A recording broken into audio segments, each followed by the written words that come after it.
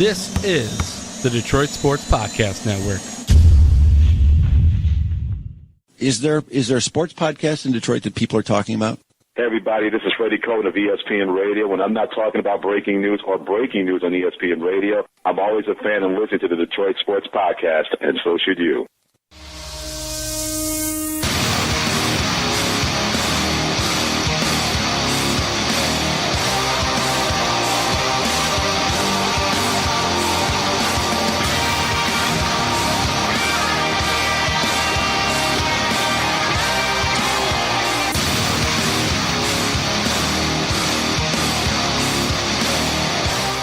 Because I can't wait to record this podcast.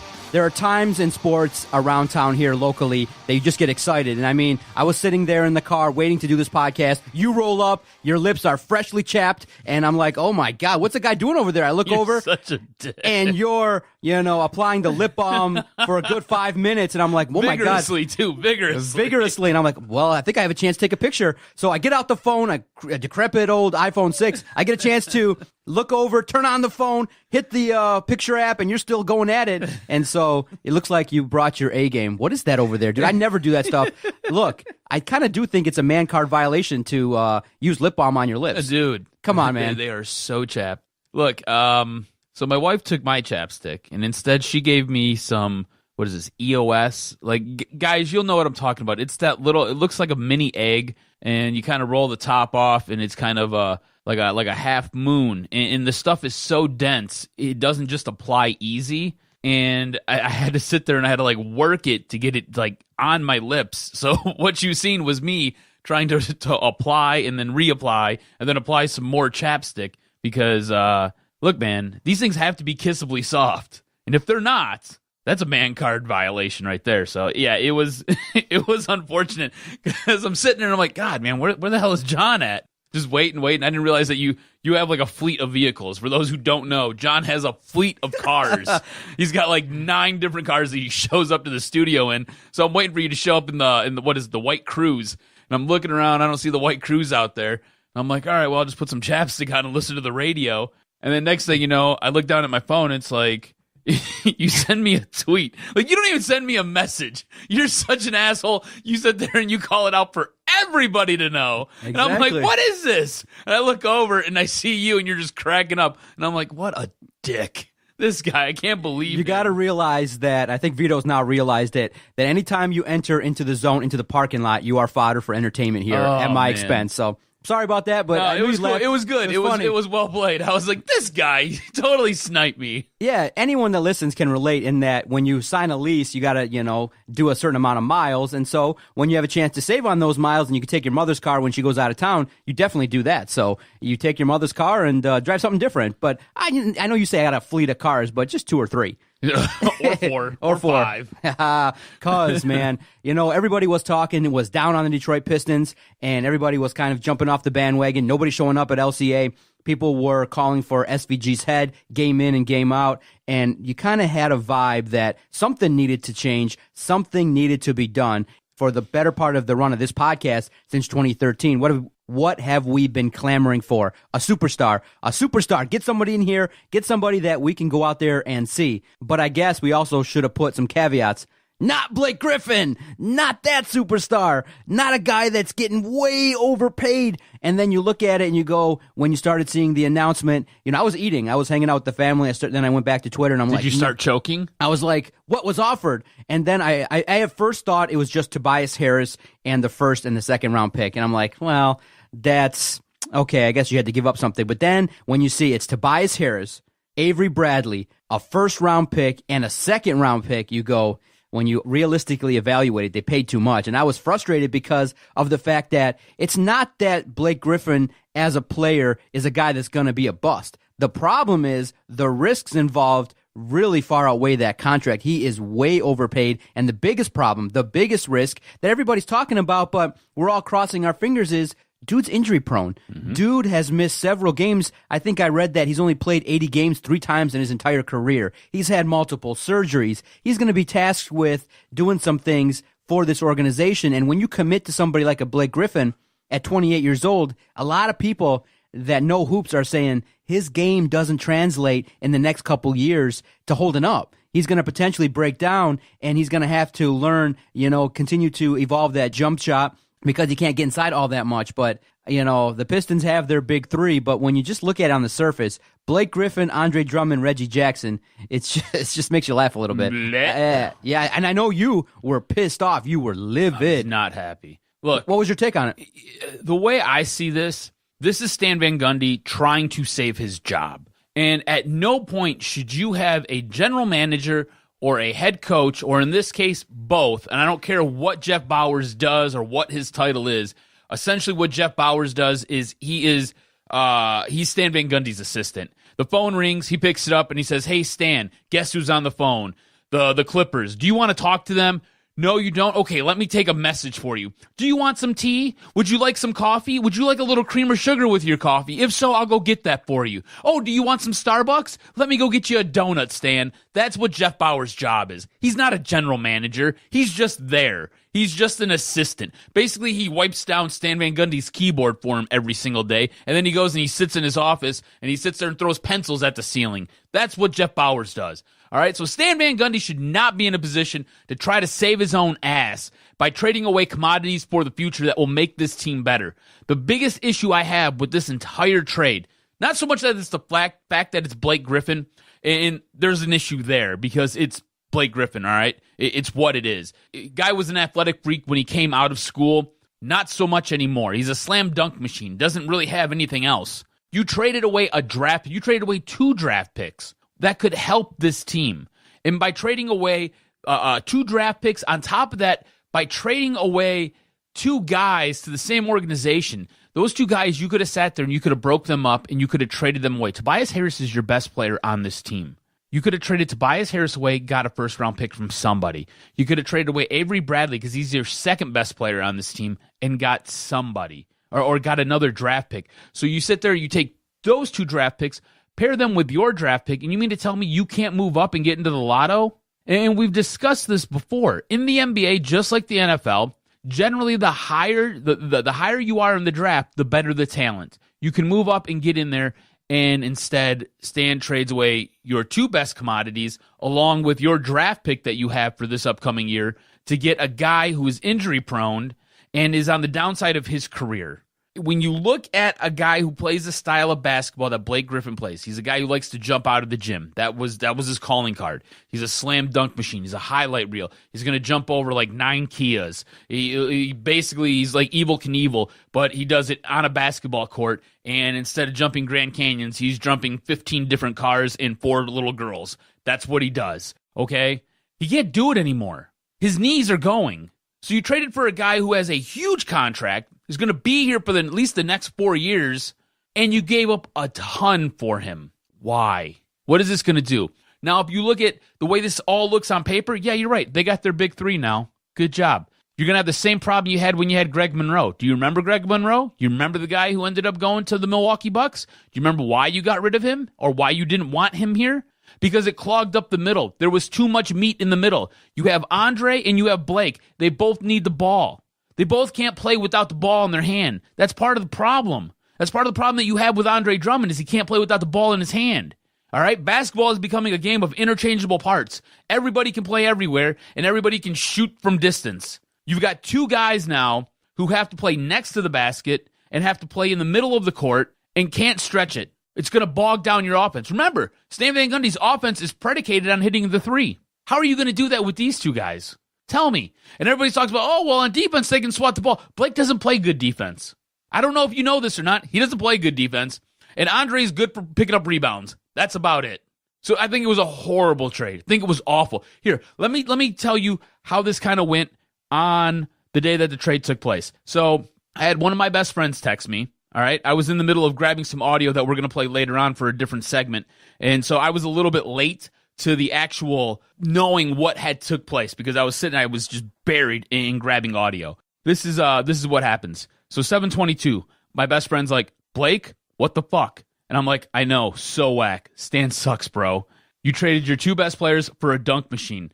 He's like, and 2 draft picks. They got a king's ransom. I said, what the? Because I didn't realize that the 2 draft picks were included at this point. So I said, WTF. I was like, Stan is so whack. You need the draft picks. He's like, horrible. Bradley was not going to stay, but Tobias balls. He's like, but the picks, like, Blake's just a name. And he's so right. Blake is just a name. I was like, the picks are brutal. We're going to suck for at least the next 5 years. Because we're going to suck for at least the next 5 years. You've got nothing here. Like, you have nothing. Like, Andre's not that great. If you think Andre's great, you're an idiot and you don't know about basketball. Okay? And Blake, he's on the downside of his career and you got to pay a fortune for him. And you don't have a point guard because Reggie Jackson sucks. Ish Smith, obviously, he sucks too. So what do you got going on here? You got a whole lot of nothing. And he's like, yeah, we have Blake's donkey contract for the next 4. So then he sends me a picture of this sweet-ass TV he got, and then we end up starting talking about some other BS. And then, yeah. So that's kind of how that conversation ended, because we just end up going off into stuff that I can't talk about on this podcast. All right. So then another guy who ends up following us on Twitter, Joe_Bentley1989. So he ends up texting me. And, like, at this point, I was fuming because I really started to understand and digest what just happened. And I was absolutely furious. This is at 8:50. He texts me, what do you think of the trade? I'm not huge on basketball, but I feel like we gave up a lot. If he's healthy for once, maybe. I'll for sure watch more games now, though. I said, bro, we are fucked for the next 5 years. Stan deserves to be fired immediately. Blake sucks. He's just a name. You traded your 2 best players and 2 draft picks. A one is a first rounder. What the fuck? And he's like, yeah, that's what I thought. Bradley, I figured, might get dealt if we didn't turn around, but Tobias, I was surprised by that in both of our picks. The only hope is us landing Blake makes us a destination all of a sudden. Doesn't matter, though. Blake is gone in 4 years. He's just a dunk machine. Like, he's not good at much else. Now, pair him with Andre, FML. Too much meat in the middle, like when we had Greg Monroe. Basically, everything I just told you, all right? I would have been fine with whatever, but you gave up 2 picks that the team needs. Like, you need those draft picks. People need to understand you need those draft picks. If Stan wasn't so bad at drafting, we would actually have a squad. And I go into that right here.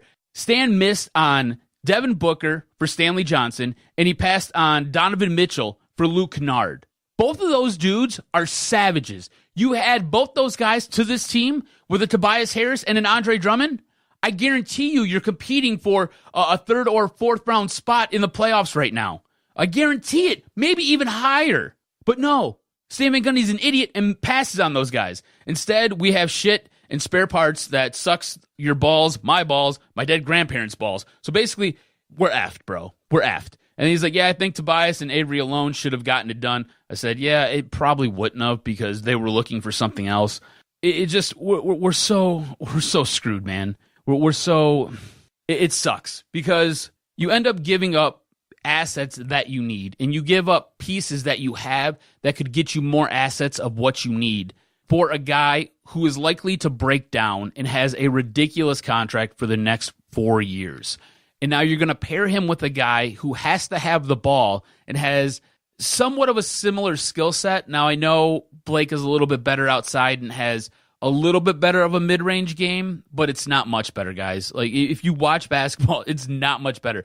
He is a slam dunk machine. He needs to be within 5 feet of the basket to be really effective. He's got nothing else going on. And you're going to pair him with Andre Drummond, who's got to be camped out underneath the basket. Otherwise, he's got nothing going on. And Andre's the type of person who plays only half the time. You know what I'm saying? Like, when he's off, he's off. And when he's on, okay, cool. How is this going to work? I don't understand how this is going to work. You were looking for a point guard, and you ended up with Blake Griffin. How? How does that happen?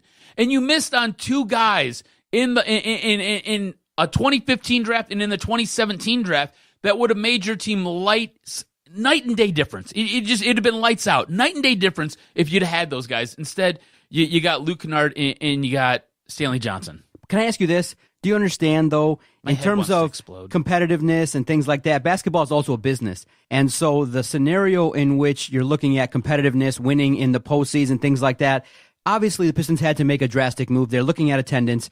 Look what happened. Look at the reports.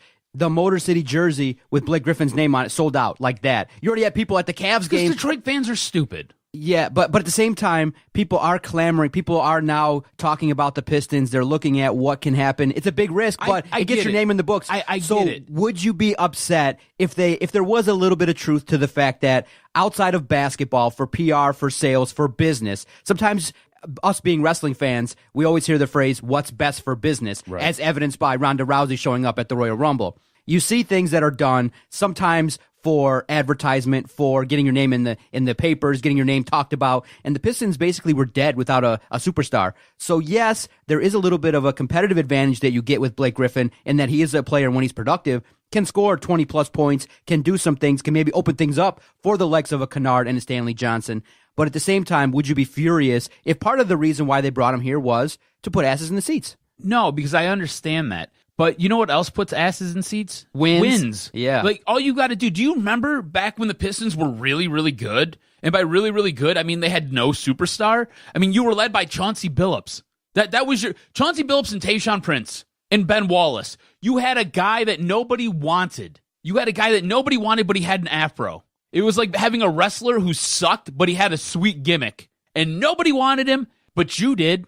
You wanted him, and all the guy would do was rebound the ball and outlet it. And he would sit there and he would swat anything that came within the rim.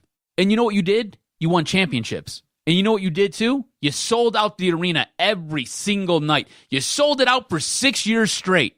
There wasn't one home game that there wasn't a butt in a seat. You had so many butts in that place, people had to stand on the wall. Like, you had to climb up the wall to watch a game because you won. You didn't have a superstar, but you won. And you won big, and you won championships. You should have had two. You had one. And you had no superstar. You can sit there and you can sell out arenas. You can sell out jerseys and T-shirts. You can do it all. All you got to do is win. I don't know how you're going to win. I don't know how this move makes you any better than what you were before. Right now, you're kind of a sideshow carnival act. That's what you are. You're like, oh, hey, it's the Blake Griffin show. This is going to be awesome. Let's go watch this. How's he going to match up with Andre Drummond? He's not. I'm going to tell you right now, he's not. And I'm not exactly sure how you're able to turn around and say, hey, we're going to be able to build and put a winning team together when you've got almost $70 million locked up in 3 players. $70 million locked up in 3 players. The majority of your salary, when I say majority, I mean 3/4 to maybe 90% of it is locked up in 3 guys. And one guy you don't want. One guy, Reggie Jackson, you've tried trading to everybody underneath the sun. You tried trading him for a jizz rag. Now you How? I know. How are you going to do anything, bro? I know. Am I making the case here? Do you understand my frustration? Do you understand why I tweeted Tobias Harris? Do you understand why I put the emoji with the head wrapped and a gun next to it? Do you understand? The media had a chance. SVG has come out and spoke to the media, and people asked him, look, in the NBA, in today's NBA, this is not how teams are built. We don't put that much money in bigs. You know, teams are putting money in point guards and shooters and things like that.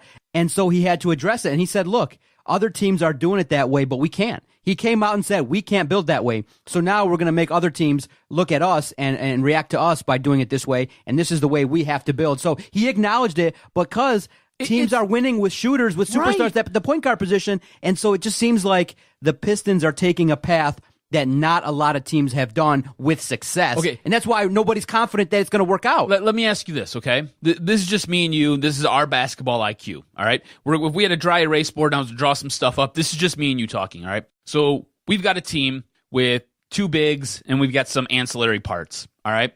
We're going to go up against a team that is just lights out. They're just shooters, man. They kill you from beyond the arc. But our 2 bigs, they can't really defend all that well. If I was to tell you that we're going to go up against a team against 5 shooters, what would be the way that you would want to stop them? By defending well, right? But now you've got 2 bigs who can't defend well. And you've got other ancillary parts like a Reggie Jackson. He can't defend well either. Stanley Johnson's probably your best defender, and he sucks at offense. He's not very good. You've got such a fractured team right now. It's so broken. It's just spare parts. Like, you could take all these guys and you could put them on other teams, and it would maybe help them out because they do certain things well. But you've got nobody on this team who does anything really, really good. Like, nothing. Absolutely nothing. Andre Drummond rebounds the ball. Okay, cool. And it's only on nights where he's checked in and he's engaged. When he's not engaged, He's going to get ate alive on the boards by somebody who's 5 inches shorter than him and weighs 50 to 60 pounds less than him. You figure it out because I can't. The kid likes chicks from Nickelodeon. That's what you're dealing with here. He is a mental midget. You know, you've got a guy who you thought was going to be your superstar, and he's just a child. He's just a child, and he's getting older and older and older, yet not maturing.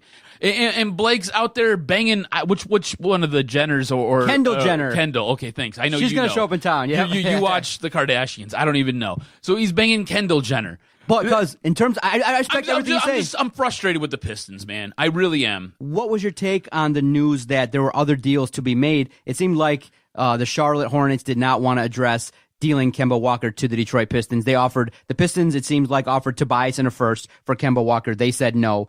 There were other trades proposed potentially with the Cavs that maybe could have been better than the trade that you made with Blake Griffin. Can you set the scene? What was going on? Because it seems like there were other deals that could have been made. Yeah, this is something that was proposed by ESPN, and I like this so much more.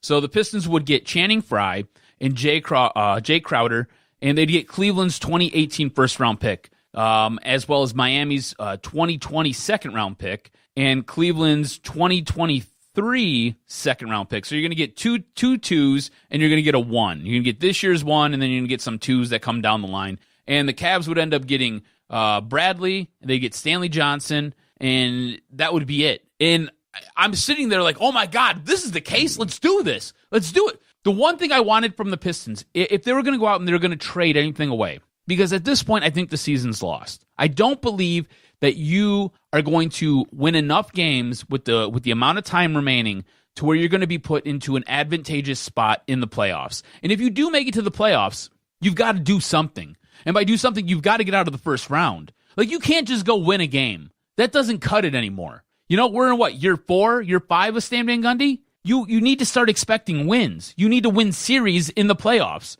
So if you're going to get into the playoffs, you need to be in a spot where you can actually win a series to do something.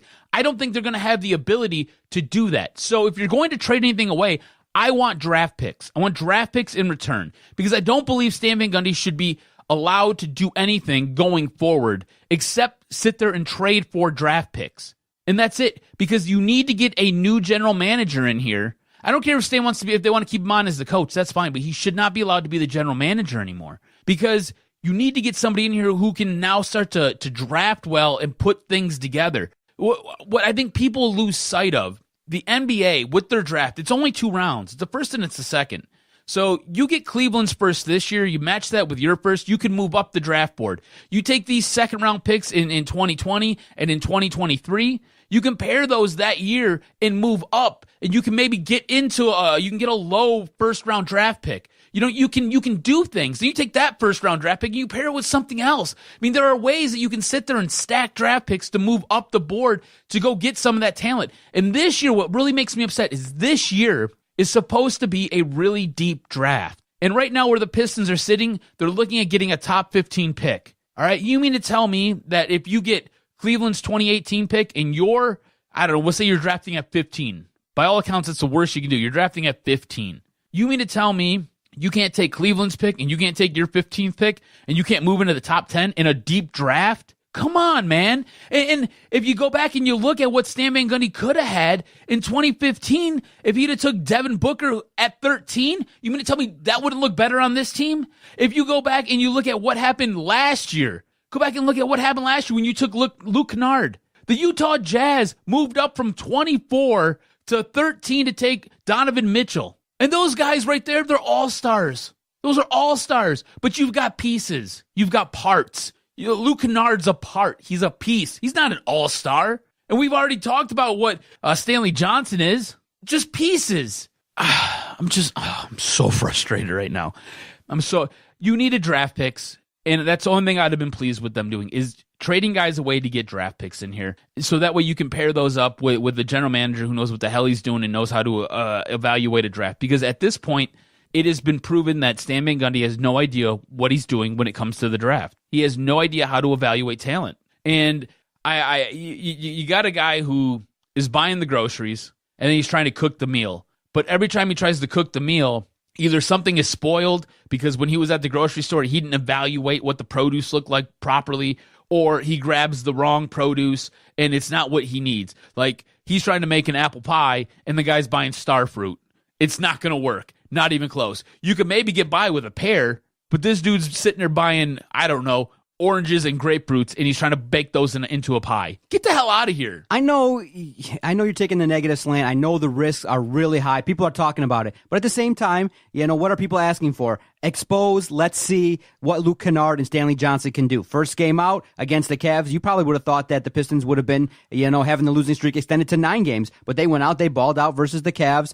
Stanley Johnson looked like a guy. Minus Blake. And Kevin Love did go out with a broken hand. And so you see Stanley Johnson, everybody's got to remember, he's only 21 years old. So there's a chance for the guy, if he's given an opportunity maybe to play 35 to 40 minutes a game, maybe he can show some things. Maybe he can be the guy that can, evolve his game faster by being out there on the court. And this is basically SVG telling everybody, Luke and Stanley are going to have an expanded role. Go out here and deliver. Show us what you got, because they could have been traded. There was a scenario in which these guys could not be on the team, but they're here now. They're still developing, and I do believe SVG has confidence in these guys going forward. And so with Blake Griffin, if he stays healthy, if he can consistently contribute 20 points a game, do some things defensively as well, and you have an opportunity to have a little bit more excitement, throw down some dunks, have people talk about him, then you have an opportunity in the East. Remember that Blake Griffin's coming from a very competitive West, coming over to the East where people are looking. Remember, we're trying to get to the postseason in 2018,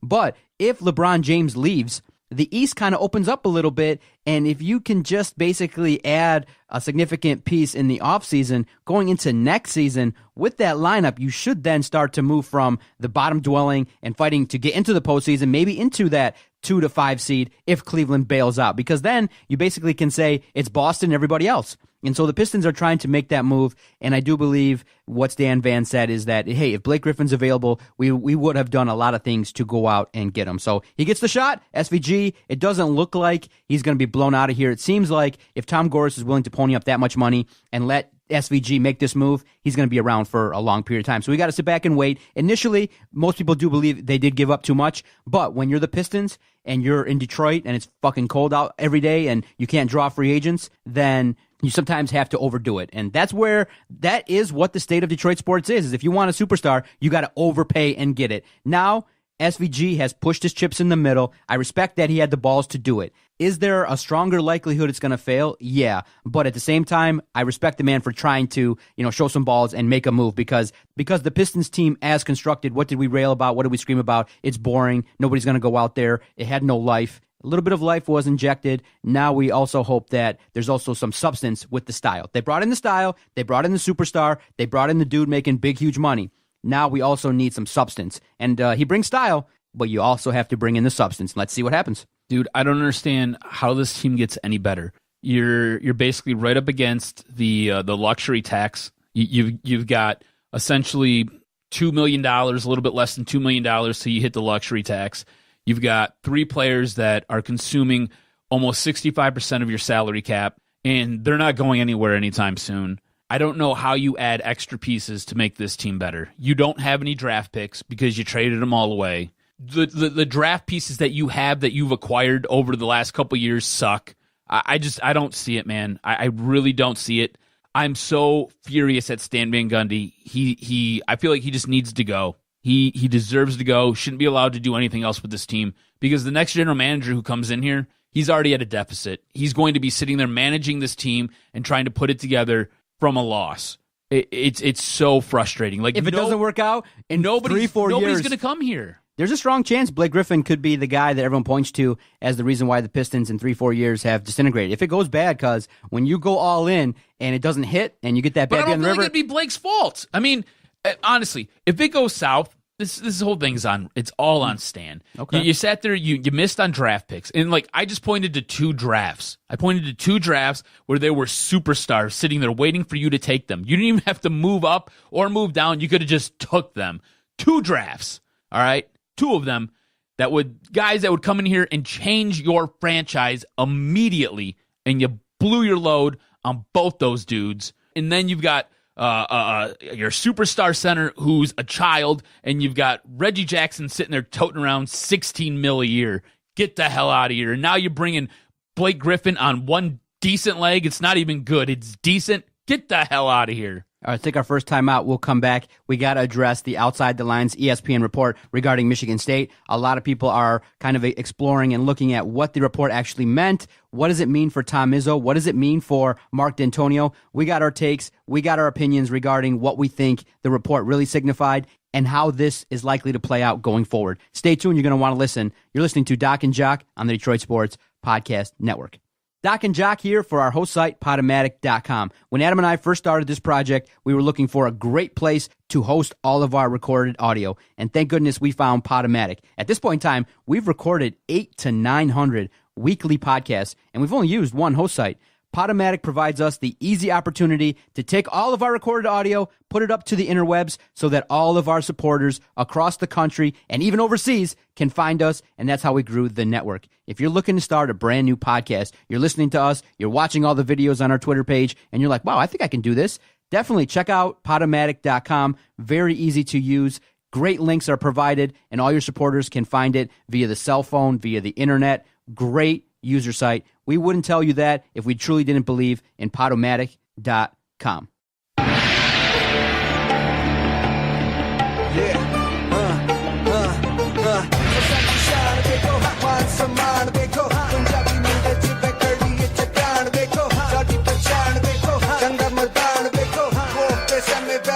Dude, every time I look at that picture that you tagged me in on Twitter with me putting the chapstick on, I just die laughing. It's funny, so isn't it? It's so funny. Oh, my goodness. You know what's not funny? Because on Friday and over the past weekend, the situation with Dr. Larry Nassar kind of came to a head. He was sentenced, and then, people then started to shift their focus not only from Dr. Larry Nassar and the Michigan State administration and how they reacted.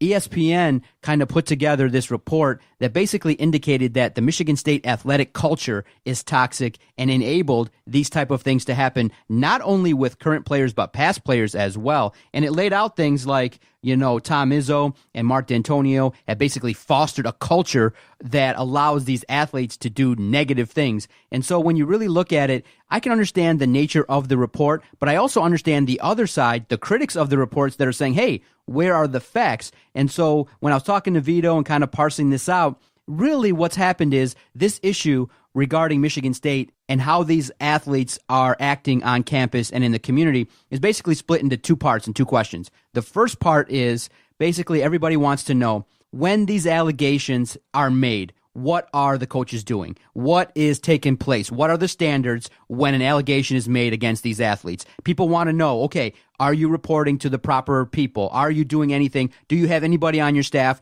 that's pressuring these women or pressuring authorities not to press charges? So people want to know that. They want to investigate, and they want to know, okay, once this stuff started happening and was reported, way back in the day and things like that, what were the standards in place? What has happened? And so Michigan State has to answer for that. And these investigations should always take place across numerous campuses. But the other question that I think is trying to be inferred and what is trying to be looked at is, are Tom Izzo and Mark Dantonio bringing in athletes that are basically troublemakers into their programs in order to win? And so that's the question you and I have talked about in terms of football. Look, sometimes in order to compete, you got to bring in thugs. You got to bring in guys that might not be the highest character guys. And the question started to arise because, they threw out the numbers, 16 sexual abuse allegations and things like that across the football program. People are learning about Travis Walton and the allegations. And so what started to happen is people are starting to say, look, when it's too much, when a lot of your athletes are engaging in troublesome behaviors, it becomes a toxic culture.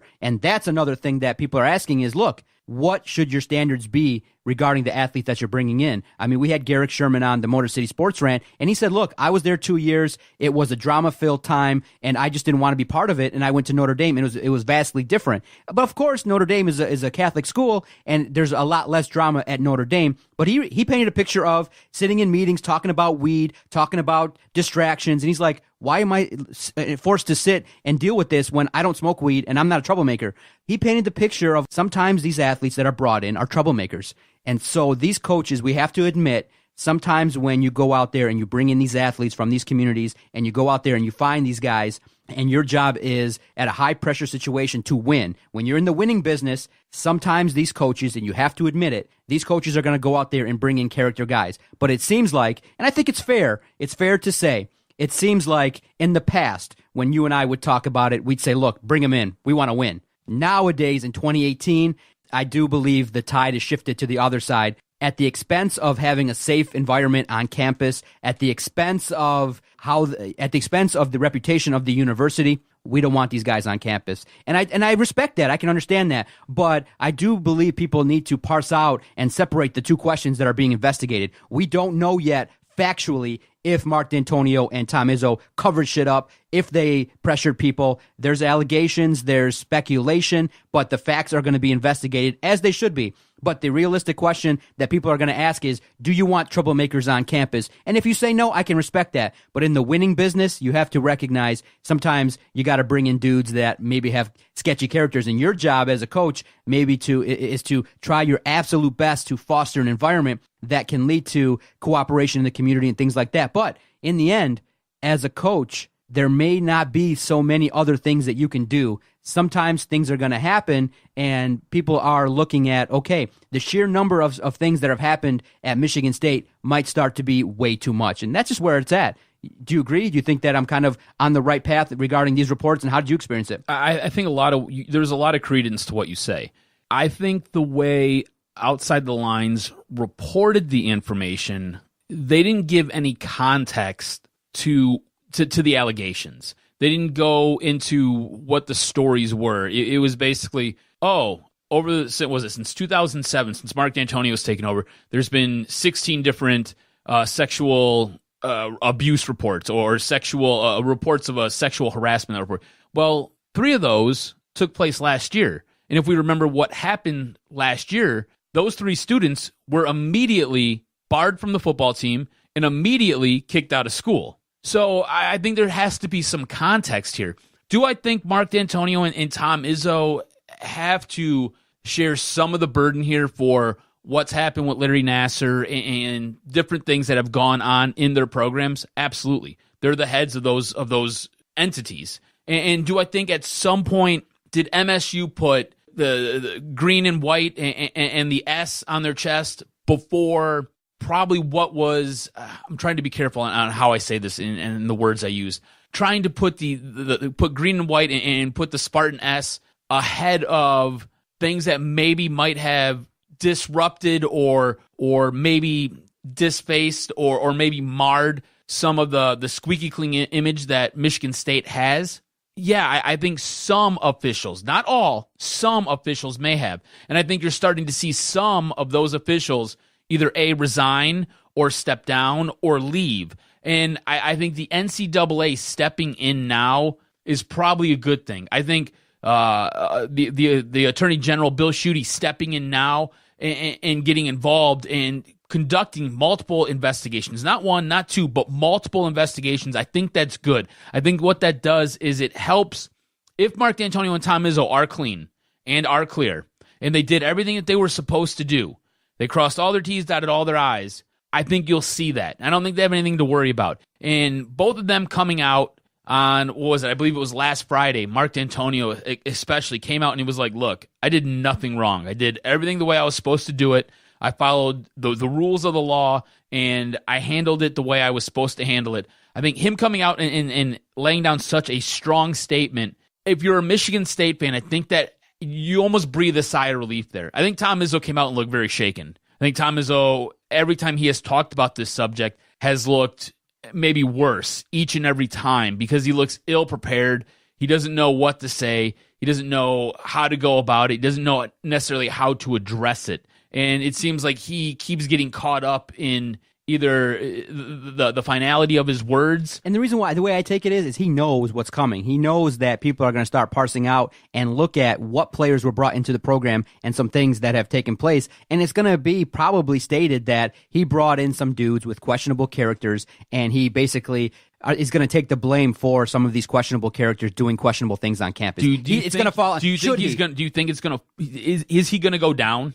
The part that has to be investigated is like I said, the part that everyone's waiting to see is, and I'm going to reserve judgment, is once these things have taken place, because he made a statement, he made his piece. His piece was, once this was brought to the table, I've cooperated fully. I've talked to the authorities. I've addressed it with Title IX. I have not done anything that would seem to be, outside the bounds of, improprieties. So that's the part we have to know about in the investigations is, was he telling the truth?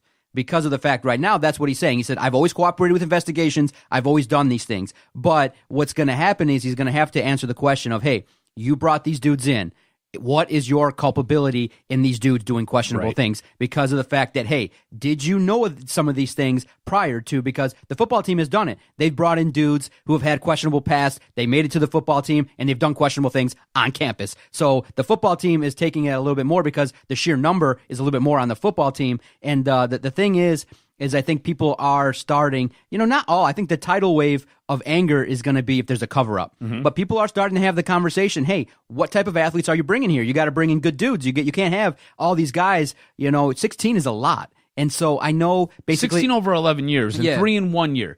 So I think if you look at it this way, you're always going to have a bad apple or two. All right. You got to remember, for the football team itself, for the football team specifically, you've got over 80 players on that team, not counting your coaching staff and your assistant coaches and your graduate assistants. So you've got 80 players, and you're talking about a roster that probably is larger. It probably consists of close to 110, maybe 120 individuals. You're going to have a bad apple in there. It's just how it works. It's the odds. So if you look at 16 over the course of 11 years and 3 in 1 year, so we're talking what?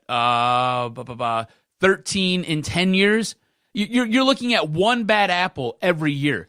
I think, and look, there is no justification for what these allegations are, for what these players are supposed to have done, or what these assistant or graduate coaches were supposed to have done. Like, it's not okay. But what I'm saying is, by the sheer number that is just on the football team alone, 1 in every 20, I want to say that's okay. What they did is not okay and is in no way acceptable. And if there was a cover-up, that is in no way acceptable. But what I'm saying is you're going to every now and then get one bad apple out of 120. I guess... Basically, do you think there's a culture of toxicity? Do you think there's a culture of sexual aggression at Michigan State in the athletic department? I think there is... No, I don't. Because more to the point that I'm making, 1 out of 20, it happens, I guess. It shouldn't, but it does. If you look at the basketball program, you probably have a staff of 35 guys, including all the guys that are on your basketball team and all of your coaches that you have. I'd be more inclined to like to see what the numbers are in relation to Tom Izzo's staff over the course of him being there, and have those numbers gone up. The closer we get to 2017, 2018, because then I think at that point, yeah, maybe there is something that's breeding there. But the way I look at the football program, 1 in 20, it's going to happen. So you're saying because people are asking, how do you prevent this? How do coaches, how do universities address something like this so that the culture doesn't run rampant, so that there's not so much trouble being exposed and looked at? How do universities avoid, making the same mistakes that Michigan State has made? I think if you're looking at it, if you're going to look at it that way, it all starts with the head of your program, and that would be, in this case, Mark Dantonio and Tom Izzo. They've got to make sure that they're bringing guys in who have high character, guys who don't have these issues. That's number one. That's how you immediately weed it out and start to eradicate it. Then when you do have these issues, there is no, well, if you just go do this, it's going to be okay. No. There is it's a fine line. You did this, you're gone. Do you know what I'm saying? There is no ifs, ands, buts. If you did it, you're done. And you gotta lay the hammer down. That's what I'm saying. Is that's what the talk has been. Is that what Michigan State failed to do was have clear policies and clear expectations of, hey, when this happens, we do X, and this is what we've always done, and this is what we'll start to do. And I think that Mark Dantonio, when he dismissed the players last year, I think started to firmly, take a stance of, hey, look, if there's an allegation, even prior to what goes on in court, we're going to take action. And so there's a debatable point there is that, look, allegations are made, and should universities wait? Should athletic departments wait until the court date has been established? Or what is the result of the court date? Because a lot of these things, in terms of Travis Walton, Adrian Payne, have not gone to court. Their allegations have been made, but they were found not guilty, or they were not prosecuted at all. No charges were filed. Do you find it maybe to be a little bit suspicious, though, that star athletes seem to have gotten lesser sentences? In the case of Travis Walton, according to him, there was an altercation at a bar where a girl threw a drink in his face and he left the bar. Somehow that got pleaded down to littering. Right. I'm not sure how that works. If you left the bar and you had a drink thrown on you, how does that get pleaded down to littering? There's something not right there. Do you know what I'm saying? Right. I still think there is some smoke here, and I think where there's smoke, there's fire. Yes. So I say we need to investigate, and we need a lot of investigation. We need Bill Schuette to do it. Right. We need, from what I understand, MSU has conducted their own investigations. Nobody has seen the report. That Right. report needs to be made public. Right. The NCAA needs to investigate. And so what people are clamoring for is more transparency. When you start redacting things in reports, when you start eliminating things, people have a lot of questions. And so Do you find it fishy? Because this is what has led to the OTL report, and this is what Right. really got the ire up with ESPN is every time they requested documentation they had regarding they had to sue. Yeah. At that point, and then when they did get their documents, like you said, they were redacted heavily. Exactly. What Michigan becomes fishy State to me. and universities have to do is have clear policies. And what Marty Martin told us on the Motor City Sports Rant is, look, maybe these universities and university police have to remove themselves from these allegations of sexual assault and go right to the police. Look, why are there like stepping stones when these things happen? Look, it's a criminal activity. If there's an allegation, you go to the police. Women need to know, look, if you're sexually assaulted, go right to the police, bypass the university, bypass university police, go right to the authorities who can then investigate or start something to help you out, because of the fact that it just, when you take these extra steps, it seems like things sometimes can be mishandled or not done how right. safe of a university are you really attending? When you have to go that far to try to get justice, you know what I'm saying? Let me put it to you this way. Let's take your daughters. Your daughters are we're going to say they're older now, 17, 18, 19. You love MSU. You love MSU. I know this whole thing hurts you. Yeah. Because I know when we were sitting there trying to pre-show, there were times you didn't even want to talk about it. Right. And I sent you a funny meme and it was not funny. Right. But I knew it was way too soon, but I still sent it to you. Yeah. And I know your response, normally you've got something cute to say. It was just LOL. So I know you didn't find it funny. Right. All right. So let's say this is your daughter's. Something star basketball player. You as a father, you're going to be pissed. You're going to want to go kill them. Right. Right? But you're saying that your daughter should have to then go seek out, I don't know. The police. Yes, but she can't go to campus police. This happens on campus. She's got to go find East Lansing. She has to drive herself, right? We'll say she's got a torn skirt. Yeah. She's got a torn blouse. She's got to go drive herself to the East Lansing Police Department in that shape. Based upon what's happened and what we see, it seems like that. I think that's unreasonable. Well, what's unreasonable is when you see what's happened and how university police have handled it. You know, I mean, when it seems like a couple women have told their stories to attorneys or told their stories to someone, and the attorney said, look, if you can't get past me, this will never go anywhere, and the charges get dropped. I just feel like what has to happen is people question, like, okay, when something happens, why are these girls forced to go to university police when then, because of the fact that there's now a stepping stone maybe where something cannot take place or where they can be dissuaded from pressing charges, because this is what's happened in Michigan State a little bit, which is being alleged is that once some women went to authorities through the university police, that nothing was done with it or wasn't handled, or maybe were made to feel worse about it. And so I think that if we make it easier, because I'm all about keeping it simple. If something happens, we don't need to go through, this channel. When you there should be 9 different channels. Right. It should just be one. One channel. That's police. Yep. And that's it. University police are in charge of making sure all the drunks get ticketed and things like that. And the order is it takes place when there's athletic events and things like that. But when the bigger things happen, it should be the authorities. And there should be no hoops to jump through. Right. And to your point, I've already told family members and things like that, my daughters will never go to Michigan State. Period. And I'm being sexist and I don't care to say it. Guys, no problem. Do your thing if you can be responsible. I told my cousin, I told this. When they say I want to go to Michigan State, hell no. Hell no. I saw firsthand. Hell no. Hell no. If you have, I'll be honest. I love Michigan State. Obviously, I rep them very hard. But if you have a daughter, I would just highly recommend they don't go to Michigan State. Would you send them to the good side? What's the good side? Michigan. Oh no, obviously. You don't see Michigan being drugged through any of this. Yeah. Send them to the good side. No, You're the dark side, bro. Listen. Look here. I think a question that has to be asked. Okay, I think a question that has to be asked right now. would Michigan State be better off, and would it accelerate the healing if Tom Izzo and Mark Dantonio stepped down or stepped aside? No, first and foremost, you have to have the facts. You have to have the facts, and you have to see who knew what when and what was done. If you can't just do that, because then if you bring down programs and coaches just based on speculation without final conclusions, then it's going to be a huge mess. What has to happen is there has to be order, and order means that, look, ESPN and everybody out there has questions, and you have a right to have questions based upon what's going on. You have a right to ask, is there a culture of impropriety at Michigan State? Is there a rape culture? Is there things that are not being done properly? Everybody has a right to have an audit. My stuff gets audited all the time here at the office. They say, look, we want to see what you're doing, and so far so good. I passed all the audits because my practice is clean. But if somebody looks at things and says, hey, you could do this better or you could do that better, I'm open book. I'm welcome to discuss it. But what has to happen is there has to be an investigation. We can't just jump to conclusions just because something was said. You have to wait it out. You have to wait and see what goes on. And then if the investigation shows that these guys lied because they've made formal statements, then you take the appropriate actions. But at this point in time, you can't remove these guys from the programs. I will say this about ESPN, the Outside the Line report, the E60 report. I'll say this about all of that. I honor it because it has shined a light on something that needed a light shined on it, and has forced people to answer or ask questions. The one thing I will say about it that I don't like is I feel like it was all very framed.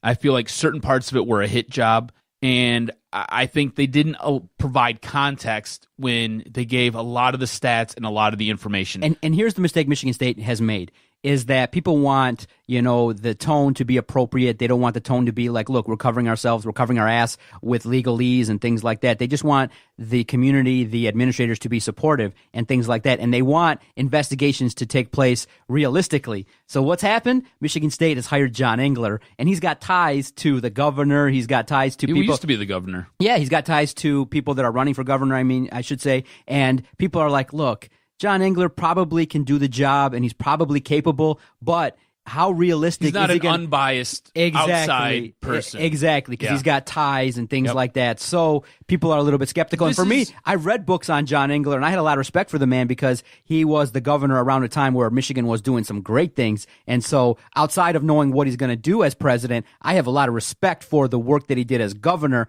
of the state of Michigan. I read up on his upbringing and things like that and how he got to the level of success that he got to. And it's a fascinating read if you can find the book from 2002 regarding John Engler. Very fascinating. But yeah, that's what people want, is to say, look, Michigan State, don't do an investigation. Just let an outside independent party report to the problem is, if you report to the NCAA, they're being looked at too because a report came out that they knew stuff back in 2010. So the question is, the biggest problem is nobody trusts nobody. Like, who do you go to? Who do you trust? Who do you go to? Everybody's self-serving and they're lying and they're not telling the truth. Right. So everybody's trying to cover their own ass. So that's what Michigan State's tasked to do, is build the trust back up. I think the biggest issue with Michigan State in a lot of this, in why they've looked so bad, is they've looked so ill-prepared. Yeah. Just when a microphone is placed in front of their face, just the stuff that they say, they get tripped up on the easiest stuff. Yeah. It's like at some point, leadership, and this goes back to, I guess, Luana K. Simon. Right. I mean, there's your leadership, and sometimes, unfortunately, she seems to be a huge culprit in all of this. There's just nobody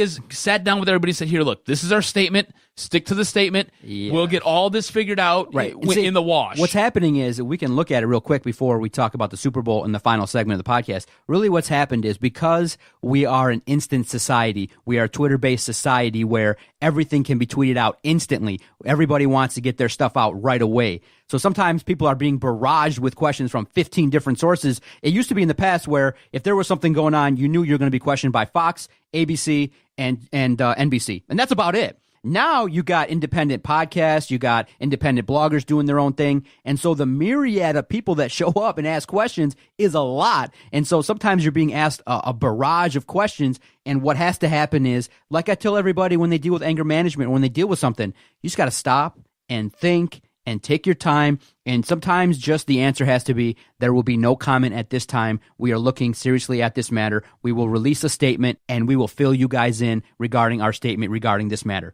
and just walk away. So, and I know you're going to take heat for that, but that's a lot better than what Tom Izzo did when he made a misstep and said, I hope the right guy got convicted. In this day and age, just a little slip of the tongue in this high pressure situation, you're getting screwed. and people are judging you harshly. So what has to happen is sometimes people just have to write things for you, and sometimes you just have to wait a couple days, let things parcel out a little bit, get some more information, and they got to be people got to do a lot better job of what they say and when they say it. In the words of one of the greatest rappers of all time, you have to stop, collaborate, and listen. Doc is back with the brand new edition. All right, let's take our final timeout. We'll come back. We got to break down the Super Bowl. Try and build up our excitement because not a lot right now to kind of chomp on regarding. You're not pumped for this? I'm not so much, but it's still early. It's early in the week, and I think things are going to pick up as we get closer to the game. But it's been a little bit interesting. We'll talk about it right after this. If you've enjoyed the banter here on the Detroit Sports Podcast Network, we greatly appreciate it. We greatly appreciate all those that follow us on Twitter. You can follow us at Detroit Podcast. You can follow Adam at Adam RSTROZ. We believe one of the most interactive Detroit sports Twitter pages out there. And for us to keep the microphones hot, the lights on in the studios, all that we ask is, hey, check out our website, DetroitSportsPodcast.com. It's the hub of the operation. It's where you can go and find what show airs when. You can click through the Amazon banner to take care of all your online shopping needs. If you're excited about Blake Griffin coming to the Pistons and you want to check out the first couple of games that he's going to be involved in at home at the Little Caesars Arena, just go click through that tickets tab and find great seats that are available all across town. We greatly appreciate it. We could not have been able to do this podcast and grow this network and continue to grow without your fine support, and we greatly appreciate it. DetroitSportsPodcast.com.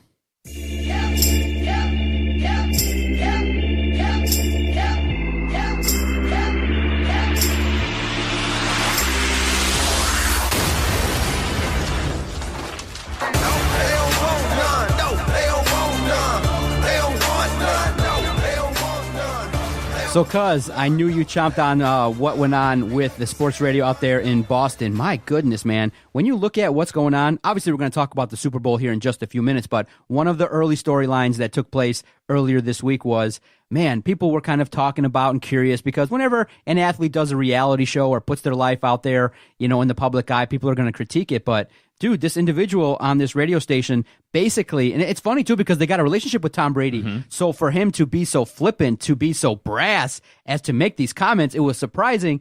For those that don't know, Tom Brady did a Facebook thing going on. It's called Tom and Time or things like that. And it's kind of basically a little bit of a staged look at his life and things like that. People have looked at it and said, look, there are some scenes here that are obviously staged. It's not just him in his real life. It's staged, but he exposed himself. And so when you do that, you recognize you're going to face criticism. But if you listen to this upcoming piece, you can kind of tell that this radio host went over the line. We'll talk about it right now. All right, I thought the first scene was so staged, where Brady's like in the kitchen, his kid's being an annoying little pissant. Oh, you go right to talking about Tom Brady's kid, and you go, ooh, there's a line. And even us, we have a line. We don't talk about each other's kids in a negative fashion. We bring up our kids to, you know, enhance the discussion and talk about things that are going on. But this radio host got suspended, and rightfully so. And as a result of that, you know, then Tom Brady, you know, goes on a weekly think show. It was rightfully so? Yeah, of course he should have been suspended. You don't bring up someone's kids. In the end, you know, yes, I do believe in free speech. We're going to talk about it as this plays out. Yeah. So Tom Brady. I'm glad you take that stance. This is going to be a good conversation. Yeah. So Tom Brady then calls into his weekly spot, and obviously he's been made aware of what's going on, and he's kind of like, and this is what WEEI out there in Boston. Yes. And so he calls in and he kind of addresses like, look, what happened? You know, I don't. I do want to say something. I mean, I don't want to get into the documentary much, but I did. You know, Stacey had told me that someone had made a comment about my daughter or something like that. Yeah, Tom, we were just talking about it. It was Alex Reamer, and Jerry and I talked about it Friday. It was a stupid thing to say. We destroyed him for saying it. You can say whatever you like. Go ahead. Well, I think that, you know, I've tried to come on this show for many years and showed you guys a lot of respect. I've always tried to come on and, you know, do a good job for you guys. So, you know, it's very disappointing when you hear that, certainly with my daughter or any child.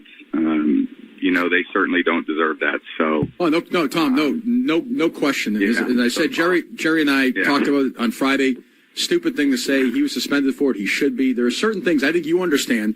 As a professional athlete, you're going to be criticized for what you do or on or off the field as an individual. But for a kid to be criticized is unbelievably stupid. There's no defense for it. Yeah. So, I'll obviously evaluate whether I want to come on this show again. So I really don't have much to say this morning. That's fine. I understand. That's totally fine. I will, maybe I'll speak with you guys some other time. Absolutely fine. We understand. All right, Tom, you too. Okay. Click. Okay. Handled it like a boss. This is where I'm at with all this, okay? Yep. So Alex Reamer is co-host on, he's kind of like the third leg of this show on WEEI, all right? And his claim to fame is he's kind of the off-the-cuff, raw, salty, edgy kind of guy. Basically, if you're from Detroit and you listen to Detroit radio, imagine early Mike Valeni. That's what he is. And what I think people have to realize, and I think Tom Brady has to realize this too. And I kudos to Tom Brady because he is very good with the media. He's very good with the radio affiliates, and he's really good with. I know last year, I don't know if he does it this year, or if he did it this year, but last year he would do something with Westwood One, where he'd be part of their pregame show, where he would talk about different things, and he's very good about giving his time and coming on and being on and answering every and any question. All right. So Tom Brady's really good with. He has to realize that these guys are entertainers. You and I, we're entertainers. We do this to entertain people, right? People are interested. They want to hear what we have to say. They want to hear our takes. I mean, half the things I say, I would say to you no matter what anyways. But some things I say, I kind of amp it up a little bit because I think it's funny and you want to make people laugh. Of course. This guy is just being his character on the radio. I'm sure he probably feels that way, but he's a character on the radio. He's doing his job. His job is to call Tom Brady's kid who comes on the shows and talks Tom Brady's kid, if Tom Brady's kid is acting like a little pissant, then yeah, you're telling what you're this is your take. This is how you feel. This is your opinion. We have microphones in front of us because we have opinions. We have strong opinions. You know, I feel like Stan Van Gundy needs to be fired. I feel like certain things Michigan State has done have been horrible. These are our takes. So you feel like Tom Brady's being a bitch? Yes. Yes, I do. Okay. I do. What I found even more appalling than all of that was that Alex Reamer was suspended indefinitely.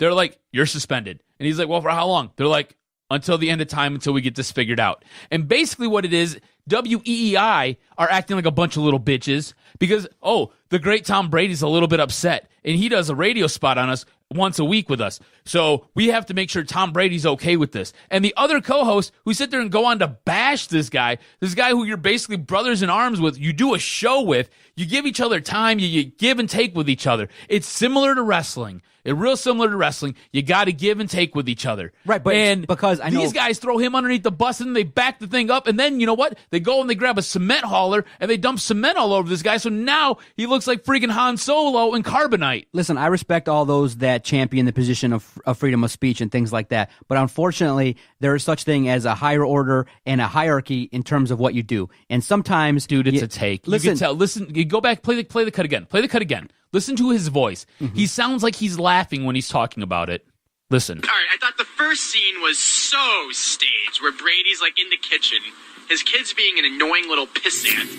Come on.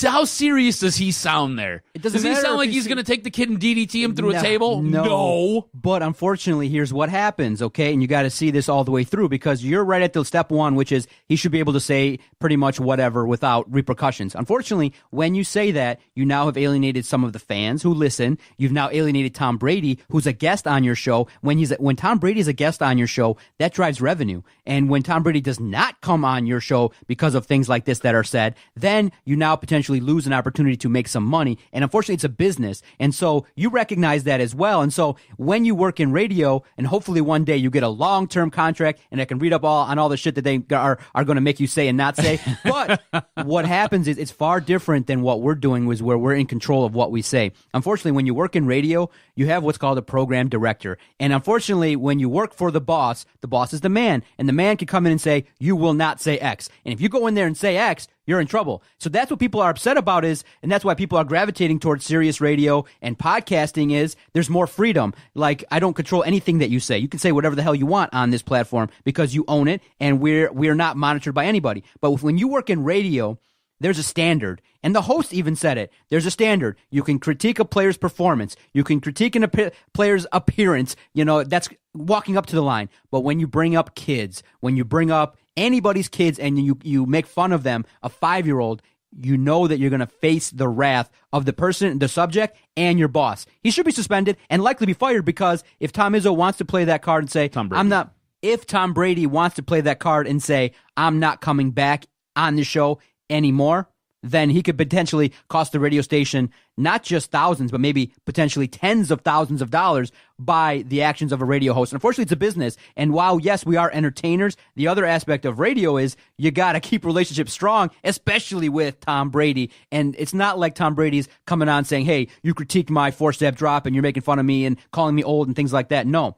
you went and attacked my kid. And that's a violation. That's a huge violation. I would have stayed on, but I would have definitely made sure that, look, I'm going to come on your guys' show, but this dude, I don't want him on the air. I would wield that power and say, this dude, if he doesn't have a filter, what else is he going to say? Is he going to critique my wife? What else is he going to say? Yeah, she's hot. But at the same time, I would yield that power and say, look, kids are off limits. Look. That's the limit. That's the line. Don't you think it would have been a better show that morning if this dude was in studio with them? So when Tom Brady came on, Sure. he could have confronted him. Then fire him. Yes. And then afterwards, if you really want Alex Reamer to apologize to Tom Brady, he could call Tom, because they have his number, and be like, look, Tom, it was a hot take. It was whatever. I'm sorry. Yeah. It's okay. And then Alex can be suspended for a week. All right, whatever. And you get a sweet spot between Tom Brady and Alex going back and forth, and then everybody's happy. I think the way this was handled was so poor on WEEI's part of it. Look, man, at Christmas time, my stepbrother's son was being an annoying little pissant. I don't know if you remember, but he was throwing a tantrum. He was being a little bitch. He was crying. And I told my brother, I said, look, man, he's being an annoying little pissant. Like, something needs to happen. And my sister was the one who stepped in and grabbed him and was like, look, we're going for a walk. And she went and she sat his ass down in the bathroom, shut the door. He sat there and cried for 20 minutes. My sister just stared at him. Because he's being a little dick. Right? Sometimes you got to call a dick. Like, when you pulled up today and you took a picture of me and put it on Twitter, right? Of me putting my chapstick on. I opened my door and I was like, you're such a dick. You got to sometimes call a spade, man. And the kid was being an annoying little bitch. That's right. I love that guy. Who is that guy? He deserves his own show. I love him. No, anyway, realistic bitch. Yes.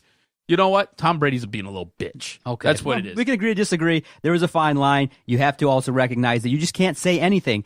Yes, people will say things to get them in trouble, but when you work for the man, sometimes when you cross the line, you don't get that second chance. And that line, it's a fine line when you're not the boss. That's why this is great. We're the boss. You can say whatever you want. We're the boss. We say and do whatever we want. That's why this platform is way better. I don't even know if I'd ever, even if I had the opportunity to go on a platform where someone's like, say this and don't say that and things like that, somebody who's never done it before or couldn't cut it on the microphone. I wouldn't want to work for someone like that. This is the best free-flowing thing ever. It's just the greatest feeling ever. We turn on the mics, say whatever the hell we want and however the hell we want to say it and disagree. And so, but when you work in radio, you got to know the rules. You can't say that.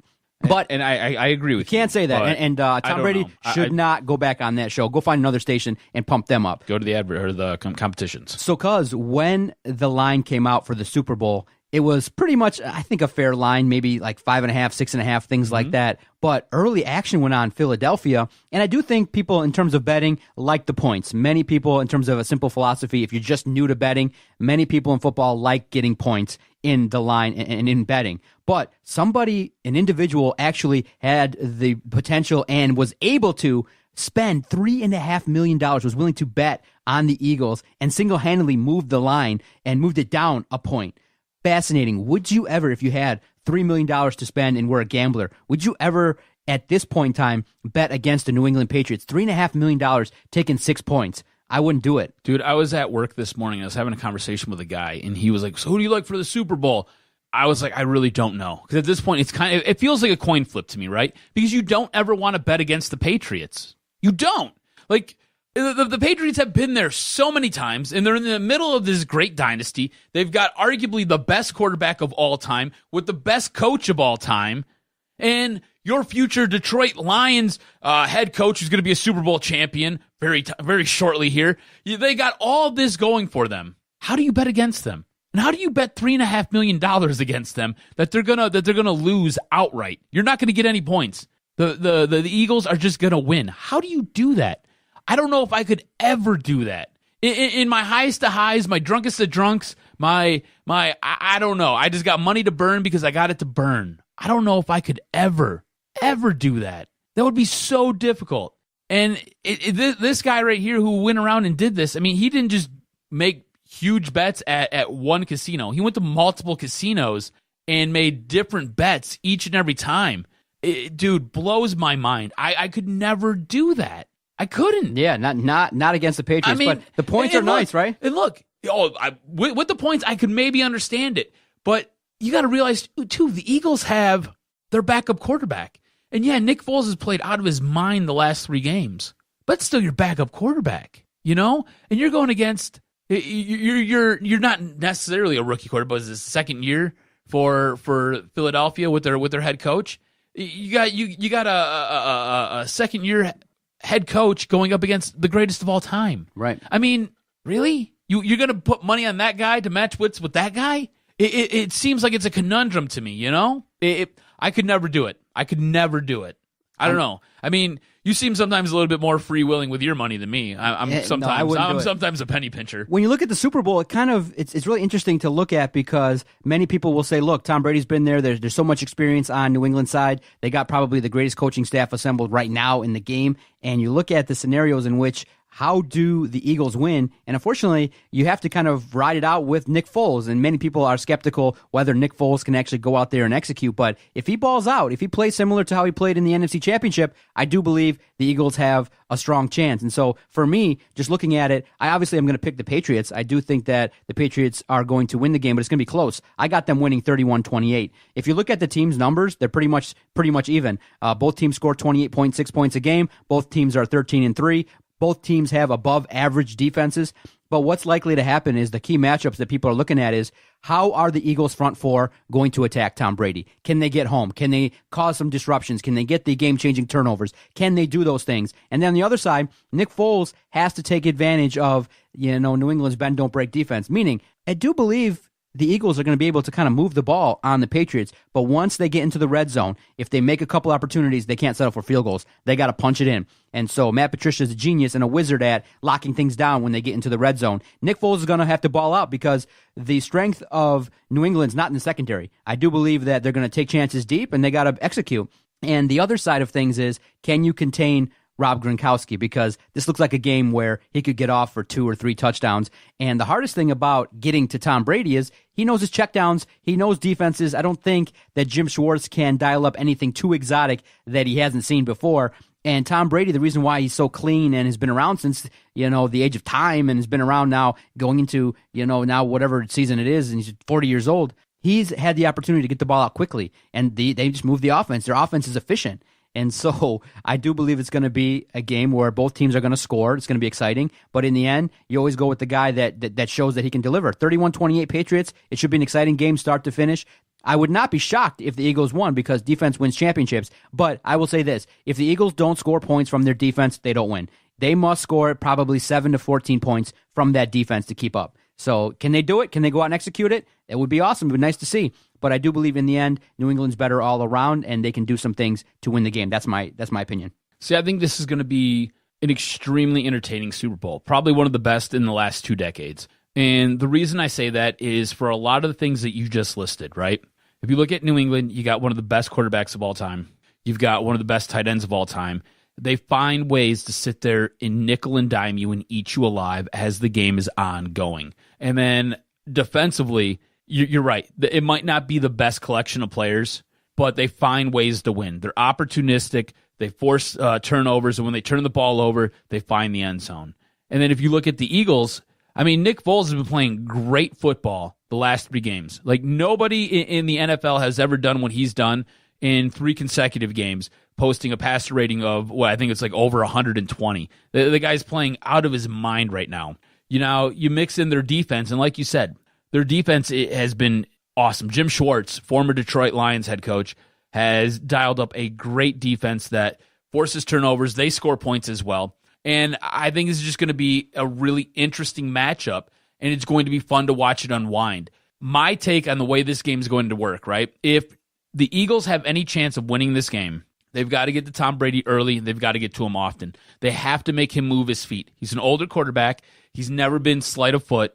So you're going to have to force him to dance around in that pocket, and you're going to have to hit him. You're going to have to hit him hard, early. Force some turnovers.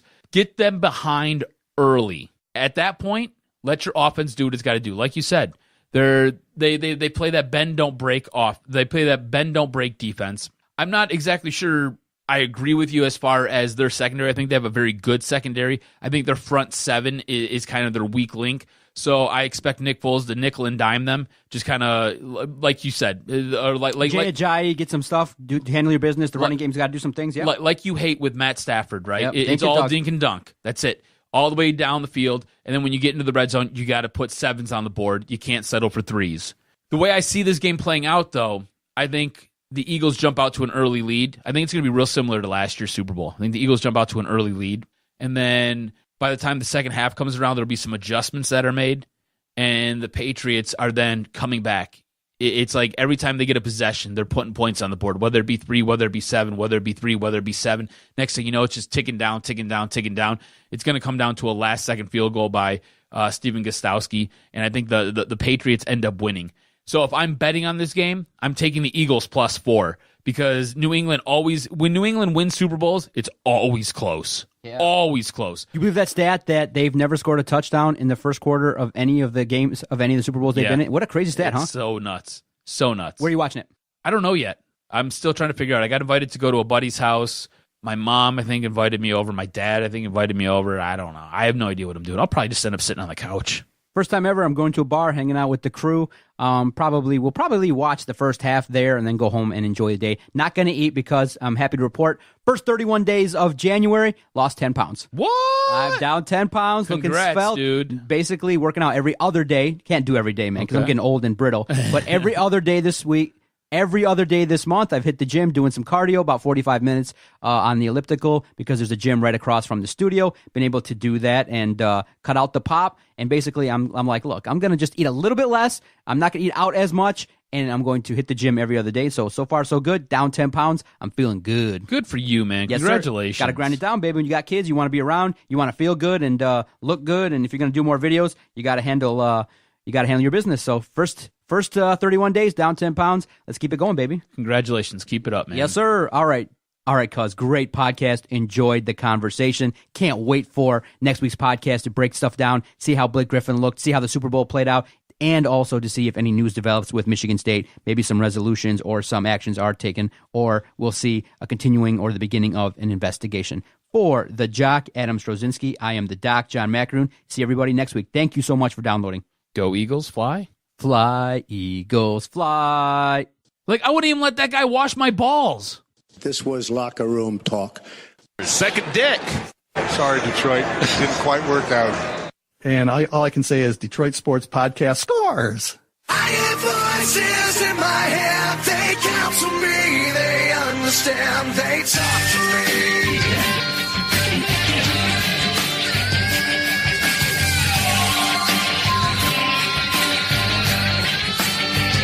They talk to me.